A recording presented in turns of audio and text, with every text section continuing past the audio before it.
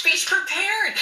Yeah, so here's the deal. Both of us are movie nerds, so we've seen every single movie that has been nominated. Yeah. So we have a lot of background here. But I'm going to call them Foxkers.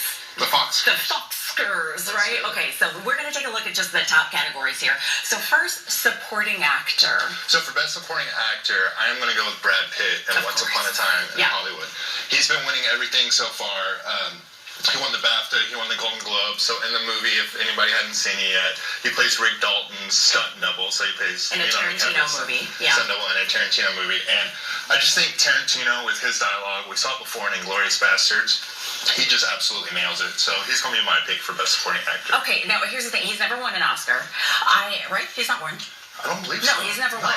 I agree that I think he's going to win, but I will say, in the hypothetical realm, I actually thought his character didn't need to be in the movie at all. I felt like it could have been written out and it wouldn't have made a difference. So I chose, who I agree, I think he is going to win, but I thought the best supporting actor of the year was actually Joe Pesci in The Irishman, because normally he's this big, over-the-top, like, really big character, and this one I thought he was so subdued and low-key and almost likable, even though he was a bad person. It was a nicer version of his character in Casino. Yeah. Which I really enjoy. And Joe Pesci, if I was a voting member, Joe would be who I'd vote for. Okay. But the reason I chose Leo is Leo has been winning everything, so Brad. he's going to, or being Brad. So Brad's been projected to win everything. Yes, I agree with you that So I it's think going to be he's Brad going to win. wins, but I would love to see Joe Pesci So win if it. we were in charge, it would be Joe Pesci. Okay. Supporting actress, I feel like is a very controversial category because there are some people who maybe should have been there who aren't. Maybe some people who are in there who. Well, some of the people that I thought should have been in there would be Lupita Nyong'o Yes. for Us. Yeah, She was incredible. Fabulous. But who And did then you pick? Awkwafina for The Farewell. I picked Laura Dern for Marriage For Story. Marriage Story. She's been winning, Everything. again, she's been winning everything. So she plays a lawyer that represents Scarlett Johansson's character in the film. She's getting divorced from Adam Driver. And I think one of the reasons that she's getting so much attention is because the way that she portrays like the feminist version of like the side of being divorced. Yeah. You know, a lot of times we don't see that side portrayed in film. So I think that's why she's getting a lot of the vote. I think she is going to win, and I do think she did a great job because I disliked her so much in the movie. And so I know whenever I end up hating someone, like I can't stand the sight of them in the movie, that tells me they're doing a really great job with their character, really being enmeshed in that. However, if I had my druthers, I would have chosen J-Lo. I know she's not nominated. She'll be on the nom. She's not nominated, but in Hustlers, I thought she was fantastic. Not only did she look incredible, which obviously has nothing to do with acting, but she really, I felt like she was a totally different person. She had so many layers to who she was, and she really made you feel like she was an honest, truthful friend, but also really selfish at the same time. Yeah.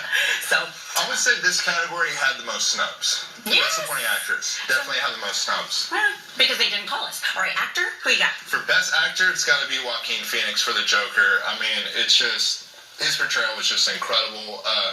It's not very often I get really, because we see 100, 150 movies a year. I get really excited about a film after leaving the movie, and Joker was one for me. Joker and another movie that we're about to talk about coming up. Guess who I chose? Who? Joaquin Phoenix. Yes. I think he's going to win, but also I thought there were moments in there where he was really just so small in his actions, but you really felt it. Okay, actress? For actress, I am going to go with Renee Zellweger. Yeah. Everyone's going with Renee Zellweger. One thing She's I'll been say- winning everything. Yeah, her performance was incredible. The way she sang Over the Rainbow was just phenomenal. I would say her performance was better than the movie, though. Yes. If that makes any sense. Yes. The movie's good, but her performance is incredible. She's getting a lot of attention. I think she's the projected choice. However, I would go with Cynthia Erivo for Harriet. I thought she was magical. She'd be the youngest person to get an EGOT, the Emmy, Grammy, That's Oscar, right. Tony. Yeah. And her voice is so incredible in here. I really just felt everything that she was doing. I felt like Renee Zellweger more of an impersonation, I hate to say, more than, It was. than acting. Yeah, because she's playing Judy Garland in her last year. All right. Yeah. And drum roll, movie of the year. Your favorite, the one that Best everyone has to picture, see. and it's my favorite war movie since Saving Private Ryan. It would be 1917. Fabulous. Absolutely fabulous. Like people that don't even really understand filmmaking will go and see this and they're just blown away. They're like, now I understand cinematography Yes. and all that. It's incredible. Beautifully shot film. I chose. What did I choose?